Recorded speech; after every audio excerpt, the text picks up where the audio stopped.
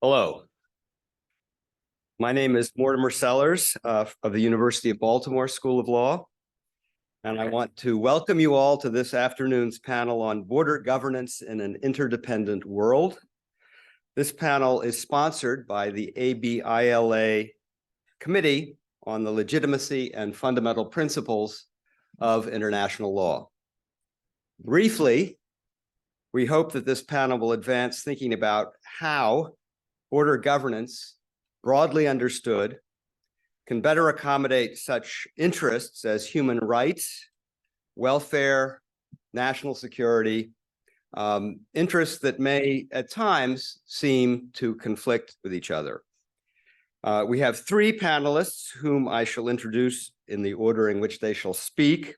We very much regret that our fourth panelist, who was to have been here, Moria Paz, has had an accident and is being fixed. She'll be fine, but she regrets that she can't be here. For a moment, we thought we could have her on the screen, but I think it's too much. So we're going to have slightly attenuated panel from the one that was advertised. Before the introductions, I'd like to say to make this, I hope to make this session a little bit more conversational. In other words, more like a roundtable, perhaps, than some of the things you've seen. And so the structure will be that the three panelists will each start by speaking briefly for about 10 minutes each.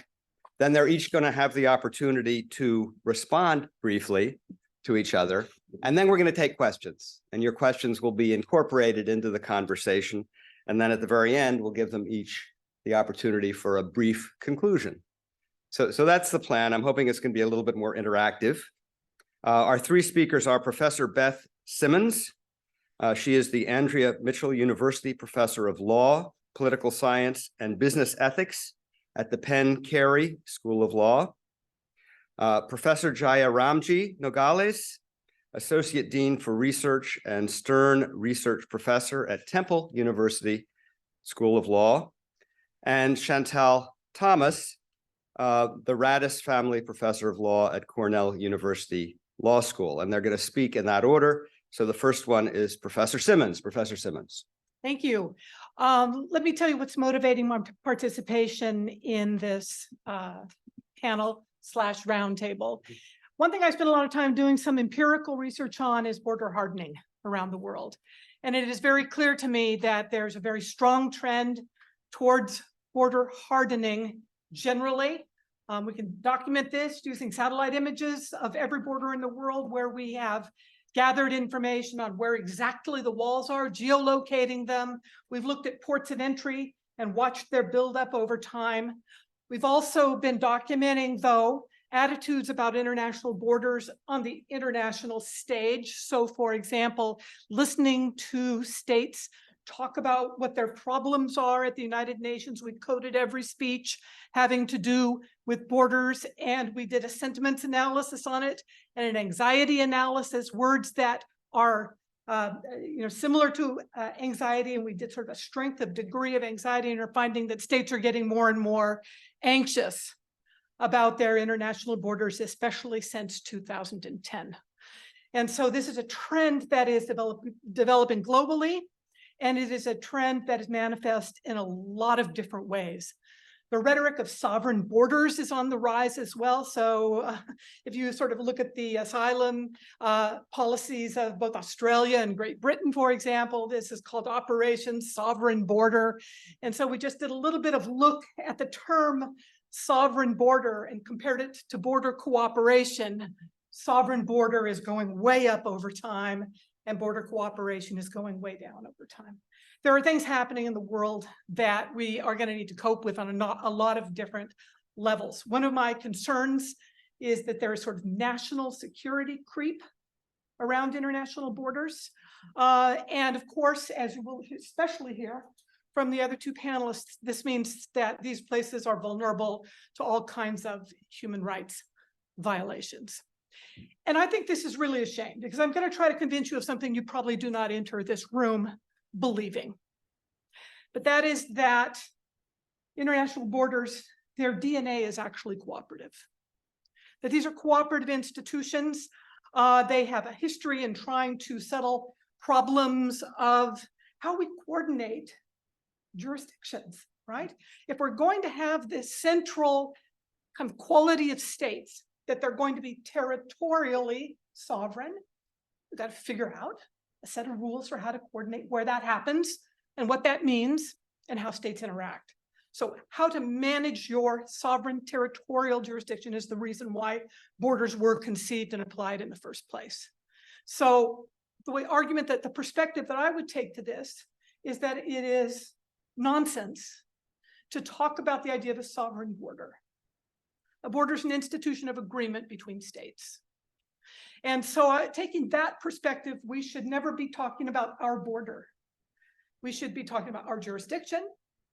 We should be talking about our neighbor's jurisdiction. And we should be thinking of the border as ours. There's a place for cooperation and management. So this explains their special status in treaty law, for example. Fundamental changes in conditions do not apply to border agreements. If you look at the Vienna Convention on the Law of Treaties, Article 62. So this is the exception to the kind of idea that a fundamental change in circumstances should allow you to alter your treaty obligations. No, not when it is a matter of a border agreement. The law of state succession, for example, treaties are renegotiable and terminable for a new state taking over for an older state, except for border agreements. They're supposed to remain intact. They run with the land, not with the nature of the sovereignty itself. And we can see that in the Vienna Convention on the succession of states in respect to treaties, if you look at Article 15. So this is an unusual set of agreements in treaty law, if you think about it that way. So the other thing that this statement is going to be a little more controversial, but the only kind of treaty that can have legal consequences for third parties is also a border agreement. And I think you can get that from the Eritrea-Yemen arbitration that talks about erga omnes consequences of bordering, that it's relevant for all. And this makes a lot of sense because borders were created essentially to stabilize relationships between sovereign states, to solve that problem of coordination when it comes to where's the edge of your territorial jurisdiction.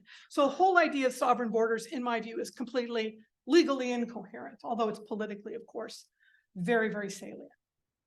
But let me just sort of say that having solved the coordination problem, international borders create cooperation problems. They create cooperation problems on the way to solving the coordination problem because they drive a wedge between states. Now, what is the purpose of bordering? The purpose of bordering is to create difference. That is its purpose. We want to be the way we want to be. We want our rules to apply locally. We want citizens to be defined thus. We want these rights and privileges and that kind of thing to apply here.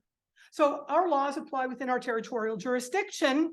And so I would argue, therefore, that borders create differences. And now you've got a coordination problem, a cooperation problem.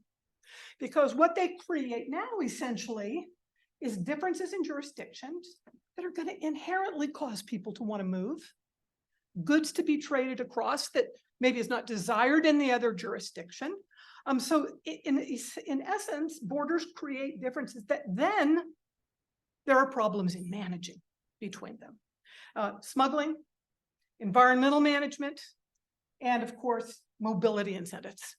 So this is the fundamental problem. They start out solving one problem and they create another one. And I would argue that these differences are inherent, they're anticipatable, and they are causally related to the problem or the process of bordering, because we would not even call it a border if there were no difference on each side. Okay, it's not a border then. It's not that. So the argument I want to develop here is that international law obligations follow from these anticipatable consequences of bordering. And so let me develop this by, first of all, sort of talking about the ways in which borders affect relationships between states. First of all, quite obviously, they change relationships between the people in two otherwise continuous spaces. Okay, so they create relations in which some people are blocked Some relationships are enabled. In fact, some relations are facilitated. They're expedited for some people and some kinds of transactions. So this creates sort of a set of relationships that in fact, we should be thinking of borders as relational institutions. So the question then is now, what are your obligations as these next door neighbors that live next to each other and must then manage these problems, which we've created ourselves by especially hardening our borders? And I think that we have some ways to think about this that we've not taken very much advantage of. One is the law of good neighborliness. So think about the United Nations Charter and various declarations. There's a duty to respect the full sovereignty of the neighbor, for sure. There's the inviolability of territorial sovereignty, for sure. There's a duty, though, and this is the one I want to put the big star by and bold it and put it in italices. There's a duty to fully comply with international legal obligations. That is a duty of good neighborliness, okay? So it's not as though you can abandon your obligations in these spaces. Moreover, I would argue, and I think we can get into this when we talk about externalization, which I think is a theme that is going to come up, that this duty of good neighborliness involves positive and negative obligations. Okay, so this is sort of how I sort of think about bordering, the whole problem of bordering in the first place. But let's go beyond international law and see if we can draw from some general principles of law to see if they give us any further insights. Let me just try something here. This is not published. This is just, I want to throw out this idea, but property law has got some analogies for us here. So there are communities of private property ownership, and they create agreements between themselves. So there's the law of nuisance, for example, externalization again. So nuisance, the creation of noise, the creation of traffic, and that kind of thing. So the kinds of things that externalize problems from where I live into where my neighbor lives. What else do private property groupings do? They create covenants. So they create land use arrangements that are reciprocal in nature. It's about pets and setbacks and flags and colors and second floors. They create private agreements, essentially, that regulate common interests of the community. They bind successors. They run with the land too. Okay, so this is something that has to do with territory itself. And if we think of private as being sovereign, the analogy goes, then they would apply to sovereign space in some sense as well. And they can be mutually enforced. And I would argue that the international system that we have developed is a deeply, deeply covenanted system, especially in the area of international human rights. So that's where I think we can learn something a little bit from property law. And what does this mean then for how we should approach international bordering regions and international borders? I think it should turn border exceptionalism on its head. By that I mean the assumption that these are areas always where our security is at every moment at stake. The presumption that executives or militaries or border control or police have extraordinary powers in these areas should be reversed. Presumptively, that should not be the case, and exceptionally it may be, okay? But I think we need to reverse that presumption. So the idea that these are zones always and in every case of national security, I think deserves very serious scrutiny. And so what I essentially would like to sort of point out is that the content over which states need to be cooperating with in these borders with neighbors is developed both in the international law of good neighborliness and covenanted in international human rights law. Not areas of exception, areas of strong presumption that exceptions should not apply in these areas. Now, let me be very clear what I'm not arguing, because everybody misunderstands. I'm not arguing for open borders, although maybe somebody here will. But that's not what this argument portends and suggests. But it does say, in fact, my argument is even more true if you take borders seriously, right? They really need to be managed. If they disappear, there's nothing to manage anymore, in a sense. So I would urge us all to be thinking about international borders as not these lines in the sand that then we sort of line up behind and defend. But instead, these are meaningful institutions that alter human relationships. They create new problems, and these new problems require management, maintenance, and it should be done according to the principles of international law. So I would advocate things like being very transparent, states being very transparent about the nature of any purported national security risk around their international borders. I think we should be very careful to avoid the problem of national security creep. I think that states have an obligation to distinguish security threats from humanitarian crises and to respond to these appropriately. I think they have some kind of an obligation to coordinate their migration problems bilaterally and regionally. And it's not like this can't be done. At the same time period between the end of when NAFTA was negotiated, the middle 1990s, up to about 2 years ago, international trade between states tripled. In the same time period, migration from Mexico to the United States was cut in half. And so it strikes me we found safe ways to trade. We have found safe ways to manage our transactions. And it strikes me that we have not taken that as a very serious obligation when it comes to human movement in the same way that we have done with respect to the movement of goods. I think finally, we should expect states to develop routines of training, practice for respect for human rights, and in exceptional circumstances, when there are surges of migration, I think that states should, in the sort of spirit of good neighborliness, be open to the idea of third-party monitoring on their borders when there are surges of activity where potentially rights are at stake. So those are my ideas, and thank you. Thank you, Professor Ramji Nogales. So wonderful. Oh. You were on. I was on and I You turned are on. myself off. I am on. Okay, excellent. So thank you so much for moderating us, and thanks to my co-panelists for being here, and for all of you for being here at the end of the conference. Nice to see that we have a few faces in the audience. So I'm going to actually kind of really start from the place Beth left off. She has a lot of really insightful work on the infrastructure of the border. And Mariah, who unfortunately can't be here today, also has a lot of wonderful work on border walls. And I want to start by saying these are very important loci of popular and scholarly attention.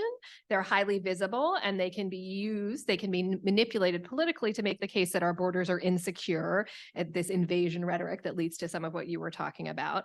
And they're, as a result, often a location where rights are diminished. So what I want to do in my talk today is take a step back and think about bordering sites that are less visible and highly problematic in terms of human rights. So thinking about externalized borders, which what I mean by externalized borders are I'm focused on enforcement by other countries to prevent migrants from reaching borders of destination states, from reaching the borders of the US, Europe, Australia. And we see externalized borders in a bunch of different forms, right? We see externalized land borders. And so there we see enforcement by and in states of transit, of land transit. We see externalized sea borders. In Europe, we have Frontex, and we see agreements with sending and transit states to keep migrants from actually getting on boats. I also really want to think about, because I think it's key to both what Beth was talking about and to any kind of resolution of the challenges I'm talking about air borders, right? We don't often think about air borders, but with the rise of visa requirements and carrier sanctions, right? These are very hard borders, which lead people to take land and sea routes that are much more dangerous. And then I'm just going to talk briefly about digitalized borders, because we're seeing that now in the US with new app that's being used at the border. So these externalized borders have a very multifaceted and complex relationship with human rights. So one thing that we see in international human rights law are real structural gaps. So we don't see any right to safe transit, right, for migrants to get from one state to another. And we also see challenges with access to adjudication and enforcement processes. So where can migrants in transit access rights? That's very challenging in those spaces. So as scholars like Ralph Wild have written, we might frame the story of refugee law, right? So thinking about migrants moving for protection reasons as a linear progress narrative, right? That's one way to look at it, as the range of protections available have expanded over the years. And in addition, we might point, I would say, to the apparent beliefs of states in the binding nature of international refugee law, that once asylum seekers arrive at their borders, the state has to provide access to the asylum process. So we rarely see states asserting that they are not subject to the Refugee Convention. Instead, the backlash we see is efforts by states to keep migrants from reaching that border where they might have a chance at accessing protection processes. Also, the protections, and I'm happy to talk about this more in Q&A, but the protections provided by the Refugee Convention and the Convention Against Torture are just very narrow. They do not protect all migrants fleeing serious harms, including climate change. So in other words, states create these hidden border regimes to evade their protection obligations. And in turn, states are able to create these hidden regimes consistently with human rights law because of structural gaps in human rights law, right? So this is a rights-based system designed without conceptualizing or incorporating the needs of migrants. And in some cases, actually, the drafters were fearful of mass movements of people arriving at borders. So they structured these treaties in a way to either ignore, avoid, or not provide protections for people in those situations. The other structural gap is that it's very hard for humans on the move to access the human rights that do exist, right? These human rights should apply to them on the right when they're at sea, when they're in other countries. But if you lack lawful migration status, right? If you lack institutional savvy, if you have language barriers, right? You can't even imagine accessing lawyers. These folks are just focused on surviving the harms that face them in transit. So it's very hard for them to enforce any of those rights. So let me just take a couple of minutes to talk briefly about hidden border regimes and the human rights challenges they present. So in terms of externalized land borders, the one that I'll talk about is Programa Frontera Sur, which is a program that was started under the Obama administration in Mexico to push back the U.S. border in Mexico, to have Mexican authorities enforce the U.S. border and make sure that migrants did not reach the southern border of the U.S. Ideally, they would stay south in Guatemala, but even just stopping them in Mexico. So of course, what this does in terms of human rights is it pushes migrants to take more dangerous routes. So just recently, right, as we've seen, as is seasonally predictable, we've seen everyone like shakes their head and is like, why are we seeing more migrants now? Well, seasonally, migrants move when they think the weather is going to be better, right? And that is very predictable. But recently, the Mexican government shut down La Bestia, the train that migrants ride on top of and face serious harms because they said, oh, there are so many harms to migrants. Well, of course, they could let the migrants ride inside the trains and then there would be no harms to them. But there's no conversation about that. There's just, we're going to shut down this route north. It's providing more business to smugglers, right? And I want to say some of whom are facilitating movements, some of whom are part of a flourishing industry of exploitation and abuse. And that's not just the smugglers, but also there's just a lot of precarity in transit states, and migrants are prey to transnational organized crime. Agnes Calamar, when she was the special rapporteur for extrajudicial summary or arbitrary executions, called this a potential violation of the right to life, which I think is right. But again, the enforcement mechanisms are very, very hard to access. One of the things we also see with these externalized land borders is that migrants are then framed as criminals in the country of transit, right? So it makes it even more difficult for them to access human rights protections in these transit states. And then we also see pushbacks at the border once they get close to the border, right? And so the European Court of Human Rights has found this violations there, but there's just less enforcement of those international human rights questions in the US. We also see externalized sea borders, a similar issue where you're pushing migrants to take more dangerous journeys to rely on smugglers. We see pushbacks to the high seas, to the territorial waters of other states. And then we see countries like Australia sending migrants to islands like Nauru and Manus Island. We see the UK Rwanda deal, which is currently blocked, but they were going to send a lot of money to Rwanda to send migrants there. So all kinds of migrants who the connection to the sea is that they had arrived to the UK, taking boats over the English Channel, so trying to shut down that means of access. And so we see, obviously, on the high seas, even less access to enforcement of their rights. We also importantly see externalized air borders. And I think that the rise in these externalized air borders is the reason that migrants have moved to these more dangerous routes. With the rise of visa requirements and carrier sanctions, corporations are now responsible for enforcing borders, right? We see airlines who will be held liable if they bring anyone who doesn't have proper documentation. And that's obviously harder to hold corporations responsible for violations of rights. But importantly, other journeys are much more dangerous and generally far, far, far more expensive than getting on a plane. So that's, thinking about what you were saying as well, right? Opening up that means of access would make things very different. I also just want to talk very briefly about digitalized borders. So here again, I'll use the US-Mexico border as an example, where the use of the CBP-1 app at the border was just upheld. So this is an app on your smartphone that migrants who want to seek asylum at the southern border now have to use. If you don't make an appointment, you can't access the asylum process. There are supposed to be exceptions to this, but they're obviously difficult to access if there's no human you can talk to, right? If you're just dealing with your phone. So it's incredibly difficult to enforce individual rights when you're using a phone, and obviously hard for them to access their rights when they're in Mexico. So I'll just end with the idea that in order for externalized governance of borders to accommodate human rights, they have to provide access for safe transit routes on which asylum seekers and other migrants can ensure that their rights are enforced.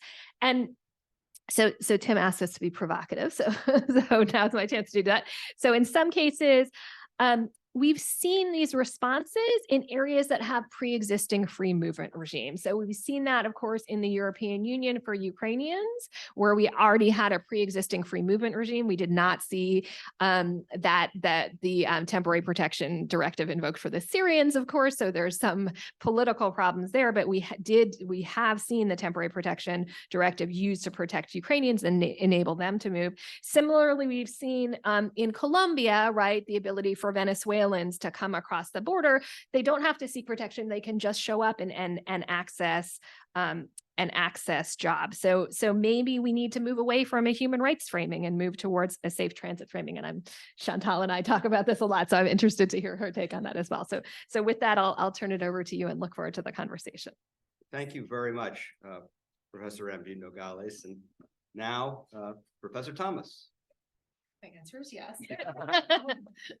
Thank you so much, everyone. Thanks for inviting me to join the conversation. And Ben, is this on, or do I need to turn this on, or how does this work? It should be on already. Okay, can you guys all hear me? Yes, okay. Closer? Okay. I don't think it's on. Do you want mine? Yeah, somebody tried to replace the batteries. Yeah, Okay, well, I'll just use the other. Okay. We have four, so we. Okay, how about now? Better? Kind of? Okay. No, thank you so much. This is a fantastic conversation, really provocative and thought-provoking intervention so far. So I'm going to talk about trade, and so shift the story a little bit, but hopefully you'll see that I think that the story of trade and migration need to be understood much more in the same frame than they have been. So I want to tell the story of trade and migration in global governance in relation to questions of economic equality on the one hand and national security on the other. So the story is that the obfuscation of the relationship between trade and migration and the lack of attention to questions of economic equality as matters first of economic theory, then of trade law and policy, led to the emergence of a national security discourse in trade that has ushered in with it a period of profound skepticism towards the underlying premises that have shaped the global economic order. But my hopeful conclusion, which some might disagree with, potentially naive conclusion, is that potentially the skepticism creates moments of opportunity to revisit these questions of economic equality and inequality, and really also of border governance that we've been hearing about. So this is a story in 3 acts. So the first act is the era of globalization. And with respect to trade and migration, this is an era of open markets, but closed borders. So the story that you heard from our earlier speakers of hardening borders, of externalizing borders and hidden border regimes, this is all going on simultaneously with a whole other parallel set of opening regimes and arrangements. So border regimes and economic governance are ones in which cross-border trade and investment are encouraged and facilitated and accelerated, even while cross-border labor migration is being discouraged. So this is the dynamic that is really accelerating in the 1990s and 2000s with the establishment of the World Trade Organization, the adoption of NAFTA, the proliferation of hundreds of bilateral and regional trade agreements, thousands of bilateral investment treaties. And the overarching features of all of these arrangements is that they're facilitating trade in goods and capital, but they're keeping related flows of people, that is to say labor migration issues, mostly off the table. And those issues are remaining under the national control of signatory states under a notion of sovereignty, right? Particularly territorial conception of sovereignty. So now there are ways we could qualify the story. There are obvious exceptions in the terms of these arrangements, with the European Union being one of them. So very significantly, the EU is establishing free movement of people within its boundaries, although it's very much hardening its boundaries with respect to non-EU territories. And there are other arrangements where you have aspirations towards free movement of people that they're not as effectually implemented.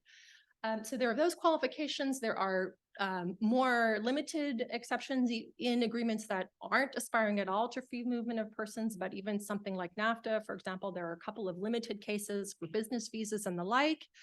But for the most part, most of these arrangements, the bulk of labor migration is not being addressed, and to the extent it's being addressed, it's specifically being excluded, and it's being left to the discretion of the signatory states.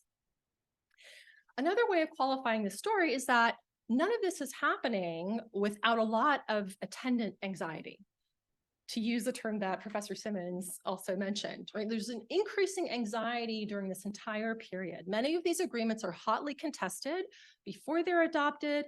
There are many fears being voiced about democratic deficits.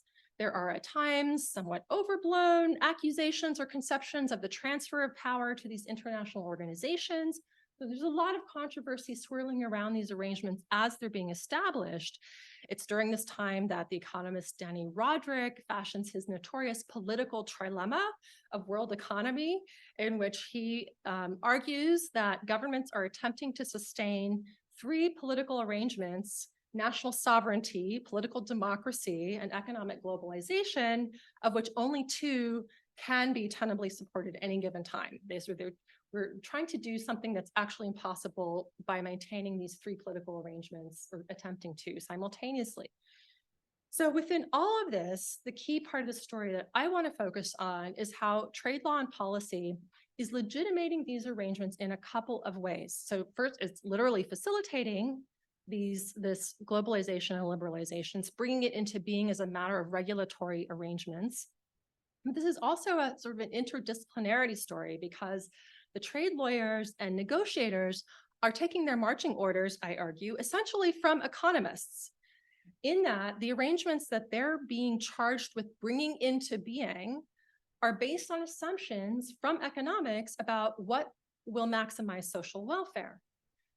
But the economic wisdom of the time is enabling or obscuring a lack of attention to questions of economic distribution in ways that are going to wind up becoming deeply problematic and destructive. So I've written a lot about this in my work.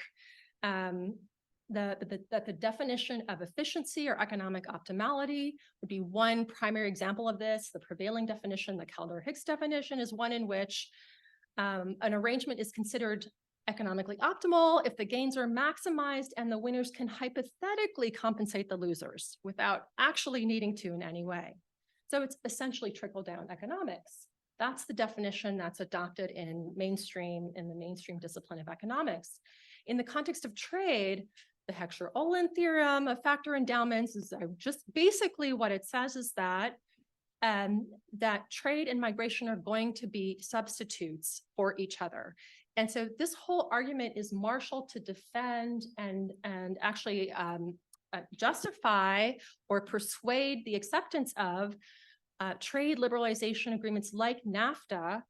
And I've talked to labor union representatives who remember this argument being made to them when NAFTA was, under consideration in Congress, that what will happen in the context of NAFTA, where you have anxiety about economic distribution amongst workers, they're kind of worrying about having to compete for jobs, that the argument is that increased trade is going to lead to an increase in gains in which the signatory economies are going to recognize comparative advantage through this liberalization. That's going to increase employment across all three countries, and workers are going to stay at home rather than wanting to cross borders. So what actually ended up happening flew in the face of that economic theorem, that actually trade and migration turned out to be complementary. So rather than having trade substitute for migration, you had both increasing, but because NAFTA kept labor migration off the table and excluded from its formal arrangements, a lot of that labor migration wound up being undocumented. So you had a significant increase in undocumented labor migration that followed with NAFTA. It came down, as Professor Simmons mentioned, in part because of economic contraction in the US, so labor demand was reducing, but also because of the hardening of borders. So that border hardening regimes reduced the movement across borders, but at the same time made movement across borders more precarious, more difficult, more dangerous, so that in the years that migration from across the US-Mexico border has declined, the numbers of casualties, of deaths, has remained constant. That means the rate of death has increased significantly over that same time period. So we have this situation where we've got trade liberalization, opening markets, but hardening borders. And that's flowing from a theory about how trade and migration are going to relate to each other. It turns out to be deeply flawed. So this is an unsound basis for economic regulation. Like the theory of trickle-down economics, these both turn out to be deeply flawed. Trickle-down economics is not a basis for ensuring employment. And so you get during this time period, the same time period, increasing economic inequality. We all know this story. The rise of capital markets means those gains that we're going to hypothetically compensate, where the winners were going to compensate the losers, they get siphoned into capital markets, they get siphoned out of the real economy, and you've got stagnating wages, increasing inequality. On the trade side, rather than trade and migration being substitutes, they're complementing each other. And so you've got an increasing concern about undocumented labor migration. So you've got concern about undocumented labor migration, increasing economic inequality. This is Act 2, right? So the Act 2 is from the 2010s, the backlash against globalization, the rise of nationalism, the rise of anti-immigrant sentiment, sometimes in quite xenophobic or racist terms. And at the same time, in the world of trade law and policy, the insurgency of national security as a prevailing discourse. So suddenly, these provisions that were on the books in GATT, WTO law, in US law that created these exceptions to trade rules for national security purposes and just sitting around pretty much ignored for decades, got marshaled to justify a dramatic and sudden increase in trade restrictions under the name of national security. So rather than the concept of national security being thought of as quite marginal to trade as a general matter, the entire project of trade is now framed by the US Trade Representative Lighthizer in the terms of national security. So this is triggering US trade restrictions. It's triggering accusations by other states that the US is violating trade law, but also they're also now engaging in the same kinds of retaliatory measures. You've got now in this era, rather than open markets, closed borders, you have closing markets and sealing borders. You have retaliatory trade protection, dramatic increases in border measures of all kinds, a highly securitized discourse, what Professor Ramji Nogales was describing as the externalization both to other governments and the private sector, the language of criminalization greatly increasing. And all of that, of course, is exacerbated even further with the pandemic, disruption in the security of supply chains, massive socioeconomic anxiety, the immigration crisis showing no signs of abating, more and more desperate measures being taken on the part of migrants and of states. So that leads me to Act 3, which is my hopeful, potentially naive, place where I'm going to, I guess, end my remarks and hopefully open for discussion amongst all of us in the room. So the hopeful story is that all of these challenges and threats to the prevailing sort of era of globalization potentially open up opportunity to reconceptualize and reconfigure trade arrangements and economic regulatory arrangements more generally. And so this is where, for example, developing countries can potentially realize more national policy space, because the rise actually of economic nationalism in the global north means that there's more leeway for developing countries to engage in the kinds of industrial policies that they had been attempting to do, but flying in the face of pressure from the global north in the preceding decades. That the rise of a discourse of nationalism also brings with it a discussion about economic populism, and that brings with it the opportunity to think about economic redistribution and puts on the table those questions in a way that they hadn't been before. So in the context of the renegotiated North American Free Trade Agreement, you have suddenly provisions that greatly strengthen the mechanisms to protect workers compared to what had existed under NAFTA. So I'm looking at my colleague, Professor Leclerc, who will also point out that those mechanisms are deeply flawed themselves. They have a limited application, but you get under the US-Mexico-Canada agreement, a facility-specific dispute settlement process that was inconceivable under NAFTA, that did lead to a couple of instances in which organizing workers on the Mexico side of the border were protected. It's very limited. You have very limited consultation.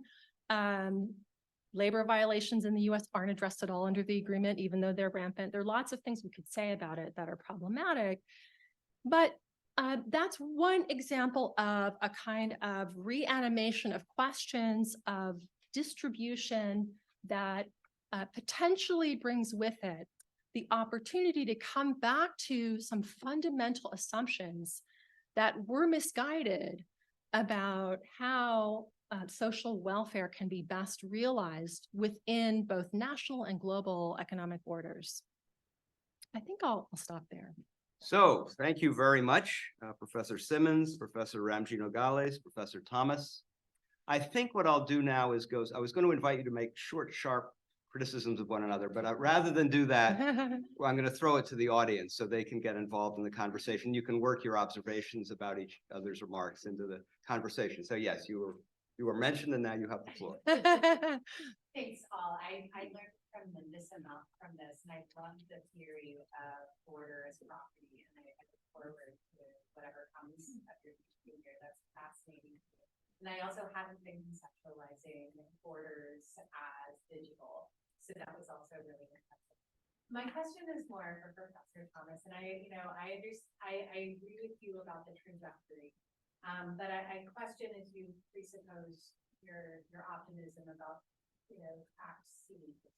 You didn't go into a lot of detail about why trickle-down economics failed, but I think that it's safe to say that but we agree that it did fail, and it did fail at least in part because those who had the gains didn't want it to trickle, right? So we had a significant discretion in governments and in corporations to maintain the profits, and that led to some of the national inequalities that we have.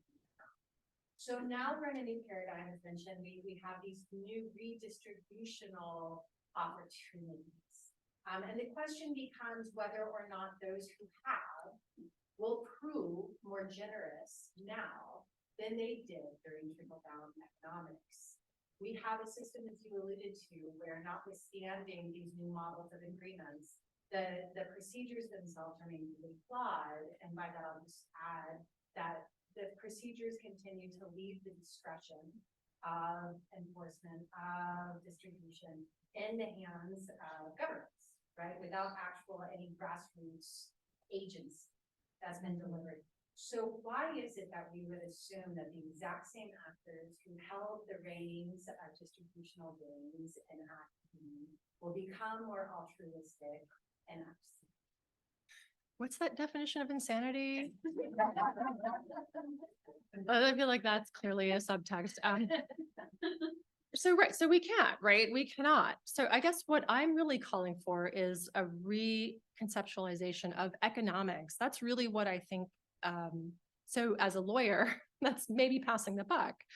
But I think so part of the story when you were pointing out that this redistribution didn't occur, but the economists were saying, you're asking us how to grow the pie. We're just going to tell you how to grow the pie. And then of course, if you want to slice it up any way you can, then go ahead. You can, we're not telling you who to give the pie to or how many people get to share in it. But the same sort of ideology that facilitated a notion that maximizing economic gains will inherently produce social welfare then also wound up legitimating a very laissez-faire approach to economics, when actually the economists, if pressed, would say, oh, we never said anything about tax and transfer policy, where that's all up to you. We're just telling you this is how you get more trade, right, in terms of trade economics. But that same conception wound up really diffusing its way or throughout the entire kind of edifice of economic regulation. So what do we need to do? So with respect to trade, speaking of externalities, right?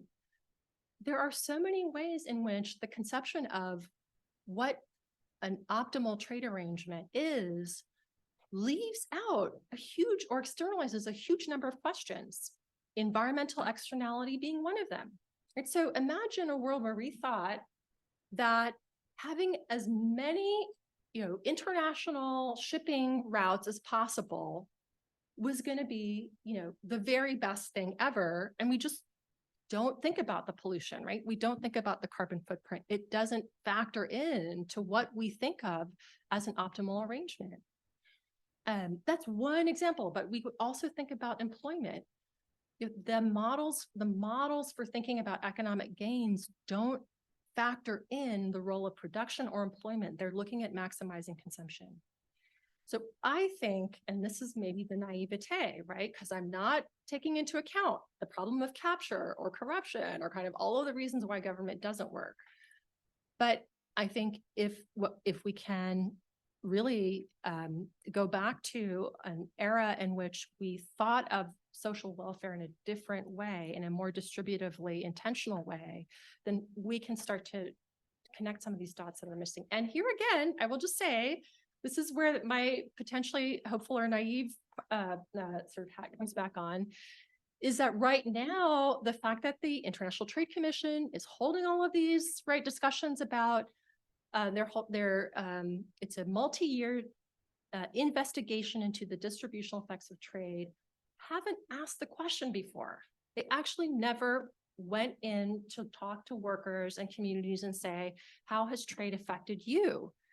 And so potentially there's a place now for remodeling, and that means potentially driving policy in another direction. That's all I'm going to say about that. In the front row. Hi, thank you all so much for speaking. I just had a question on this idea of cooperation. So particularly after crisis, we've seen success in cooperation like this in Poland responding to the mass movement of people across the border from Ukraine.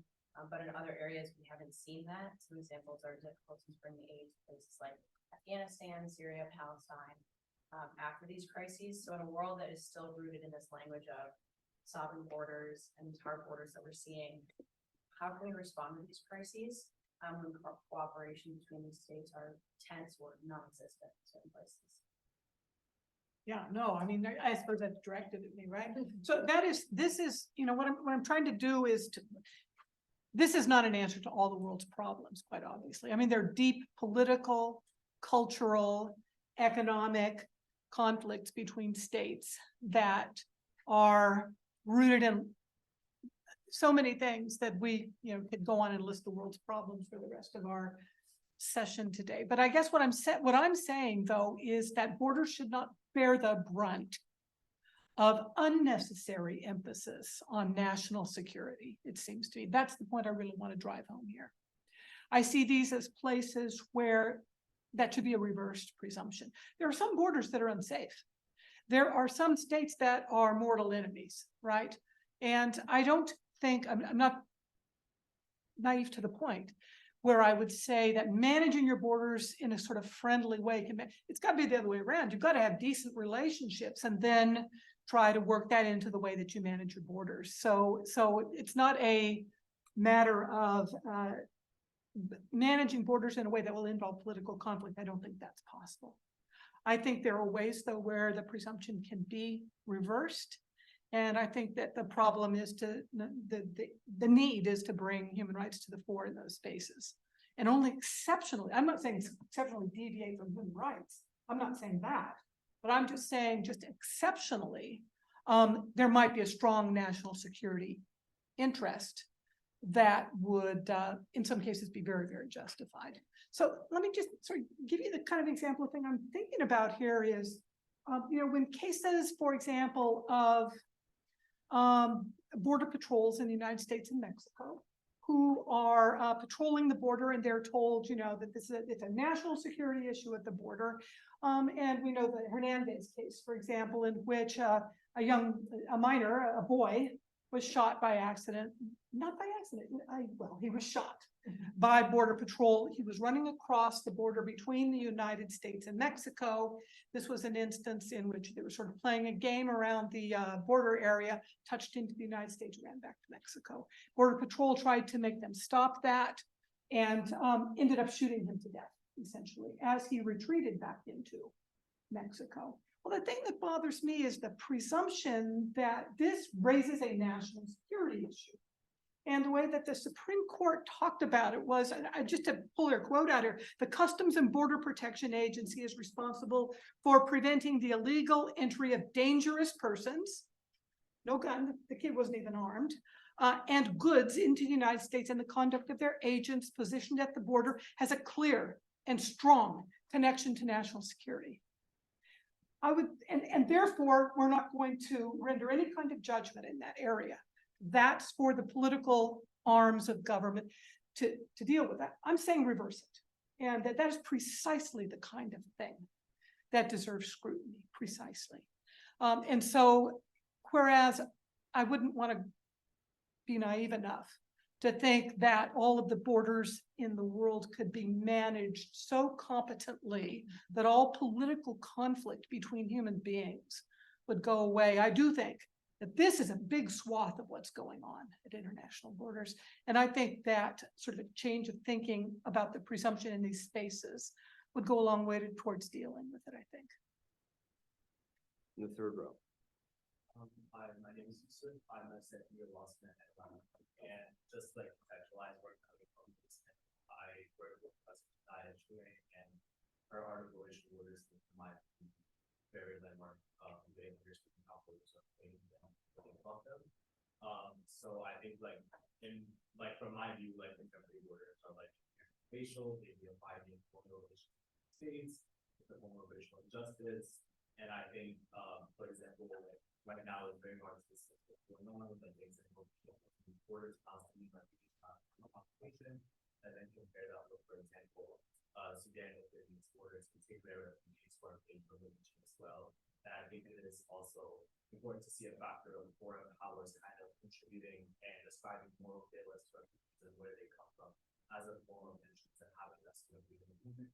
I have a professor from Wallace mentioned like Syrian versus Ukrainians, and then language barriers, and also Professor Thomas mentioned like there's all these pockets or ways to racism as a way to kind of restrict your movement and define borders. And I guess I'm wondering what are the merits of analyzing borders from a framework, ways to engage with that framework, and also the extent of borders as a way to perpetuate racism and economic.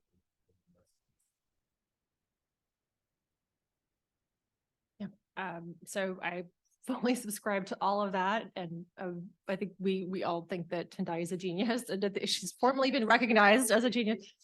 No, I think that that's really right. And I think that so all of my work really understands borders to be deeply problematic. And I really didn't discuss, that's not what I foregrounded here, but what I've tried to show in my work is how fundamentally contradictory governments have been in their relationship to borders, in that they sort of, when they don't want borders, because they want to do business, they want to, have trade and they want to have investment, then borders are soft, not hard. But when they do want borders, so I think they're deeply problematic. We could have a long discussion about whether there are good reasons for them or not. I really, when you were talking, Professor Simmons, about reconceptualizing what borders, mean, or the work that they do, and thinking about them from a property standpoint, I kept thinking about the rise of legal realism in property and kind of reconceptualizing property law. And Morris Cohen's article on property and sovereignty was one example, but the shift from understanding property as an absolute right, the right to property is an absolute.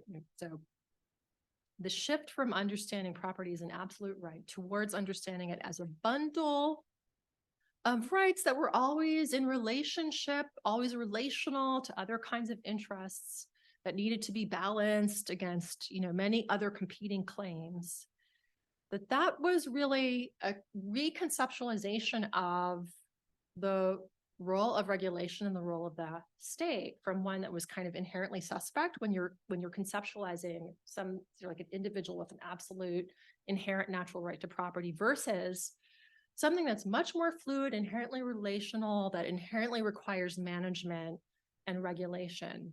And that's, I think, where we need to go. But I think the important point that you're making, Yusuf, and that Professor Achume makes, is that, there's a lot that's going on here that doesn't have to do with logic, that doesn't have to do with reason, that is really precipitated by ideology. And the ideology is, sometimes, an ideology about sovereignty, but it's also sometimes a racial ideology. And there are ways in which those two are quite interlinked historically. And so I think that's part of the excavation work that also needs to happen. That's really important. I need to say something on that too. Yeah, we'll add on to that. So thank you for raising that important question and for bringing Professor Achume into the room with us, because she always raises that question, and it's a really important one. And just to touch on, I agree with what Professor Thomas said, but just to add on, both she and Professor Simmons were talking about the national security dimension. And so I've been writing on the relationship between national security, immigration, and race. And there's obviously a very clear relationship there. And that is, of course, the difference we see between the EU response to the Ukrainians and the Syrians. One a thing that's important to think about here is really the political dimension of all this and how, right, there, as Professor Thomas was saying, it's become so ideological and thinking about ways that we can reverse that. And I think, race is really at the center of that. And so I think one of the important things to do is just to keep talking about it when we talk about these issues and raising it as a problem. And I think the first step is drawing attention to the role that race plays here. And then kind of, thinking about ways we can push back on those racialized and racist dimensions. Good. Yeah. No, I need to say something first. Then you can. Then you're back in charge. Oh, okay, But great. I need to respond to that because I want to resist it a little bit. And the way I want to resist it is that you characterized borders as, inherently racist. Would that be fair? And I don't think that's true. I think they are administered in a way that is racist. That's what I think the difference is. And I'm calling for us to re-examine that and realize that we are making a set of decisions around how we create spatial difference. We're making a set of decisions on that. And we need to be very careful not to make obviously discriminatory kinds of decisions. This takes me to virtual borders because one thing, so you didn't quite mention, but I would love to say more about, is the whole problem of creating borders using algorithm, right? That is racialized, almost inherently, not necessarily, but almost inherently based on the kind of information that is gained. And what that particularly does is divorce the bordering process from rulemaking. It's just risk management. And I'll go like this. It's just risk management. It separates the project of bordering from any sense of human rights, rights of non-discrimination, any kind of legal category, right? So we should be hostile as people that care about rules and law to this idea of thinking about the, sort of having our decisions made for us by algorithm. That's, I think, kind of one extreme of that sort of a problem. I don't think borders inherently are institutions that have to be racist. They have been administered in a very racist way around the world, just as property has been delimited and redlined in ways that are racist as well. So I think the analogy holds up, and it doesn't excuse anything to sort of blame it on borders. These are human choices around these institutions. So we're coming to the end of our time. I'm going to allow one more very short question. I've already identified the questioner, Professor Pollack. He will ask his short question. Then our speakers will each say incisive concluding things. And I think I can say, because I see there's 2 or 3 other questions that people would have liked to have asked, our speakers will actually remain and speak to anyone who had a question. But I do want to make us end on time, at least in theory. So Professor Pollack, your question, and then 1, 2, 3, and then we're done. All right, in that spirit, this is a quick follow-up question on the last one, and it's for Beth. The rising anxiety that you see around, because I haven't seen this new data that you have about the rising anxiety that you talk about. Is there any way to figure out whether that anxiety is linked to military, economic, cultural, racial disturbance? There's suggestions. Should I answer? Yes, well, you can do whatever you want with your conclusion. In the data that it's around non-state threats. So it's around things like, so we did a word search in the particular high anxiety kinds of paragraphs. And this is UN speak. Okay, it's UN speeches. So it's global. And what we found essentially is that you saw higher anxiety and you saw more mentions in areas that we talk about non-state actors. So precisely migration, but also pandemic and also transnational crime. And so sometimes all of these things come together in a bundle, right? Are spoken about all as one, though they should be separated. So yes, there are ways to do that. And what we see essentially is kind of sort of interstate threats kind of remain kind of constant references to them. And though from a lower starting point, you see this increase in fears about non-state threats. Yeah. Concluding remarks, Professor Rajinagal.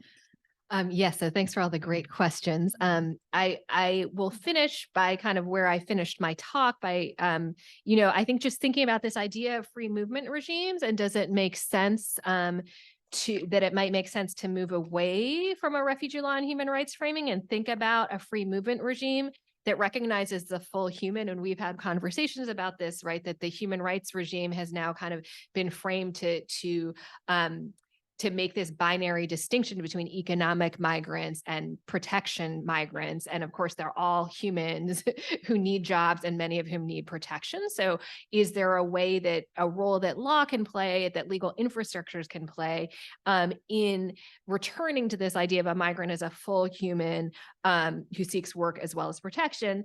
And I think in order to get there, it's a little bit of my response. I think one thing we really need to think about, and I'm sorry, we didn't have more time to talk about, is the role of politics in all of this, and the role of the culture of national security, in the role of discourse, this anxiety discourse, right?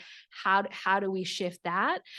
Because I think that's the first step. I think one of the kind of underpinnings here is this sovereignty idea, and that so much is left to the discretion of states. And so how do we move this into a coordination and cooperation function on the international sphere?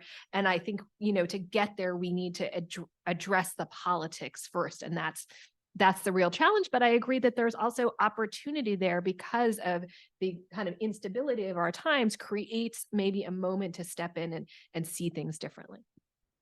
Perhaps too optimistic. Yes, maybe, perhaps.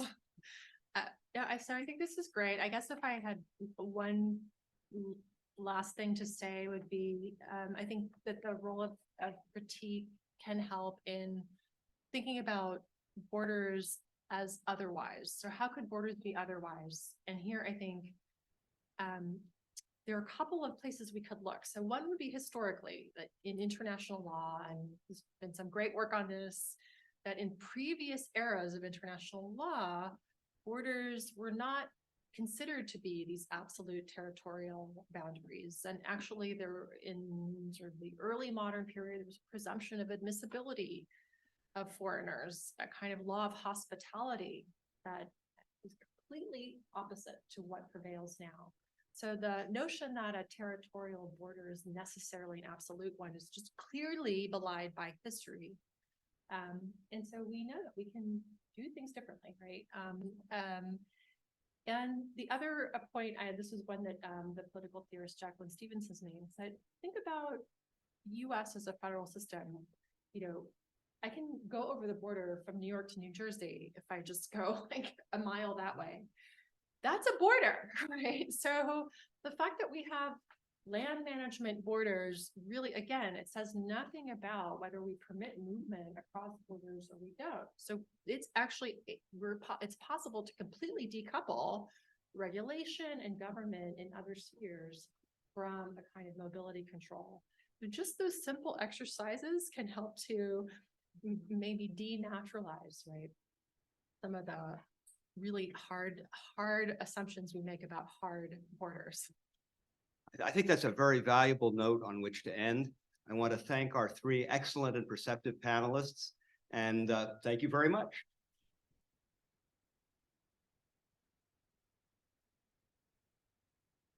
And I know there were one or two questions, and if you want to talk to the panelists, I'm sure they're willing.